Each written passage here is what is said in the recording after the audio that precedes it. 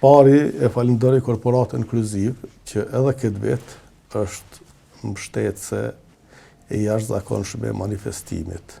Dhe si bashkëorganizator në koncertin festiv që të bëhet, është të jep një kontribut të jashtëzakonshëm me resurset e veta që ka. Këtë vit presim që të jetë një fest e madhe gjithë popullore, sepse ideja është që këtë fest të jetë një fest popullore. Deri tash,